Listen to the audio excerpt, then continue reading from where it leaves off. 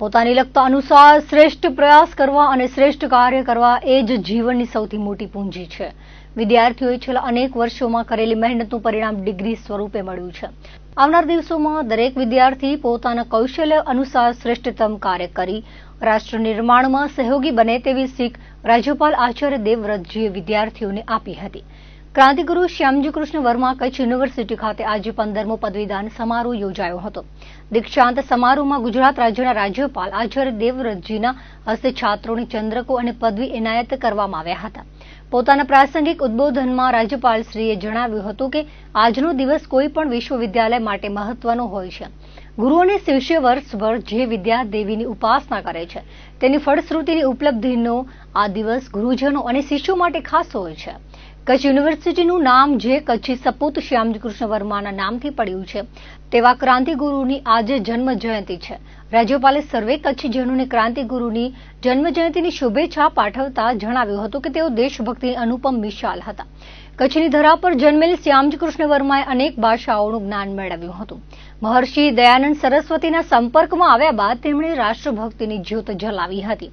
વિદેશની ધરતીમાં રહી દેશની આઝાદીના દીવાનાઓને તૈયાર કરવાનું પ્રેરણારૂપ કાર્ય કર્યું હતું. પોતાના અસ્થિનું આઝાદ ભારતમાં વિસર્જન કરવાની તેમણે અંતિમ ઈચ્છા જાહેર કરી હતી.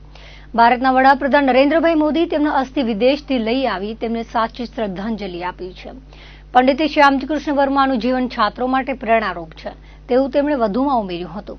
કચ્છ યુનિવર્સિટીના 15મા પદવીદાન સમારોહમાં કુલ 7,901 વિદ્યાર્થીઓને ડિગ્રી એનાયત કરવામાં આવી હતી. 3,683 વિદ્યાર્થીઓએ હાજર રહી ડિગ્રી સ્વીકારી હતી, જ્યારે 4,218 વિદ્યાર્થીઓને પોસ્ટ મારફતે ડિગ્રી મોકલવામાં આવશે. 40 વિદ્યાર્થીઓને સુવર્ણ પદક, જ્યારે યુજીમાં 30 અને પીજીમાં 123 સહિત કુલ 153 વિદ્યાર્થીઓને રેન્ક એનાયત કરાયા હતા. આ ઉપરાંત 29 સંશોધનકર્તાઓને ડોક્ટરેટની પદવી એનાયત કરવામાં આવી હતી. આજરોજ આર્ટ્સ ફેકલ્ટીના 3,001, સાયન્સમાં 684, લો ફેકલ્ટીમાં 431, એજ્યુકેશનમાં 433, કોમર્સમાં 2,961, મેડિસિનમાં 362 અને ફિલોસોફીમાં 29 સહિત કુલ 7,901 છાત્રાને પદવી એનાયત કરવામાં આવી હતી. પદવીદાન સમારોહ પૂર્વે કચ્છ યુનિવર્સિટીના કેમ્પસમાં 10 કરોડના ખર્ચે 6,000 ચોરસ ફૂટમાં નવનિર્મિત પરીક્ષા ભવનનું લોકાર્પણ રાજ્યપાલના હસ્તે કરવામાં આવ્યું હતું.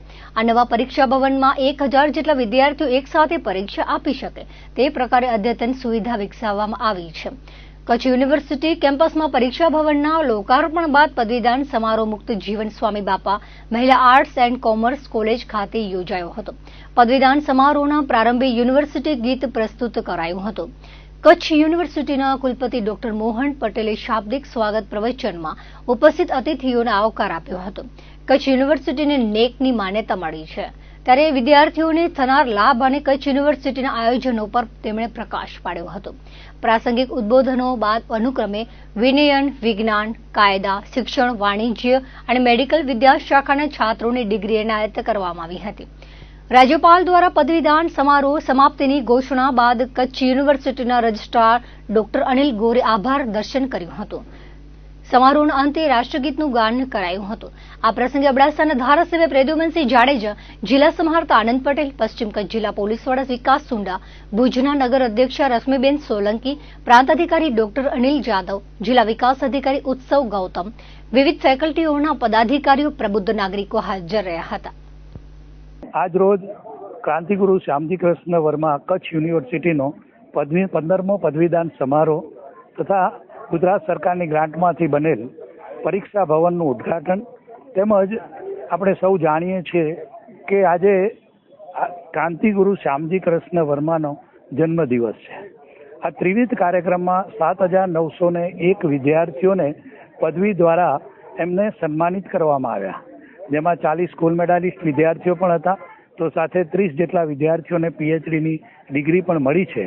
અને એ સમારોહને જે એમ કહી શકાય કે આશીર્વાદ મળ્યા છે એવા મહામહિમ આપણા ગુજરાત અને મહારાષ્ટ્રના રાજ્યપાલ એવા આચાર્ય દેવવ્રતજીને મળ્યા છે.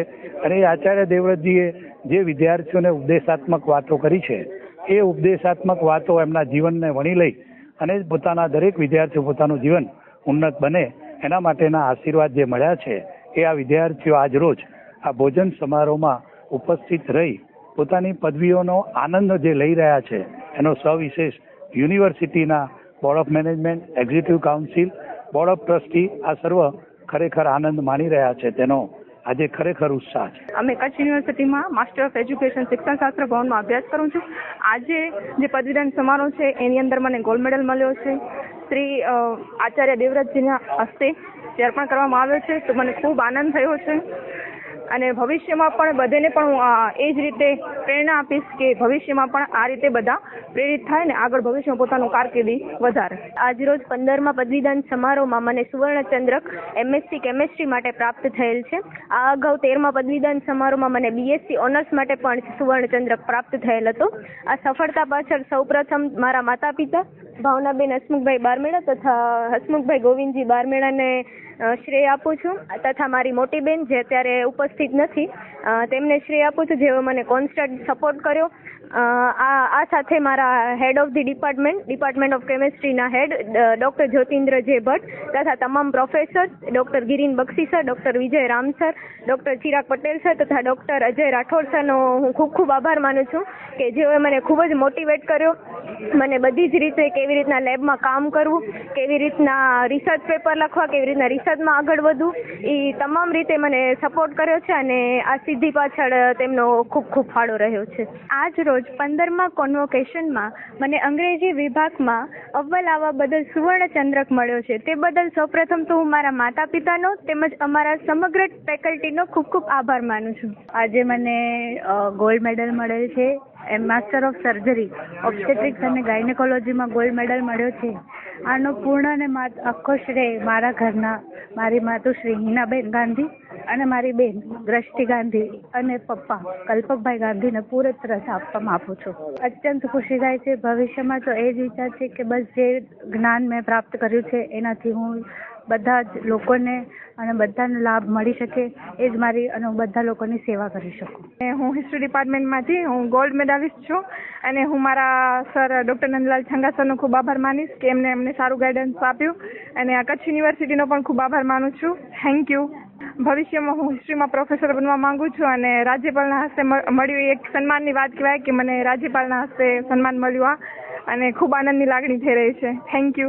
BMCB કોલેજ ઓફ નર્સિંગમાંથી મેં MSc નર્સિંગ કમ્પ્લીટ કર્યું છે અને મમ્મી પપ્પાએ જ કીધું હતું કે માસ્ટર ડિગ્રી કરવાનું અને કોલેજવાળાનો બી સપોર્ટ હતો એટલે કમ્પ્લીટ થયું અને ગોલ્ડ મેડલ મળ્યું છે રાજ્યપાલના હસ્તે તો બહુ આમ ખુશી થાય છે.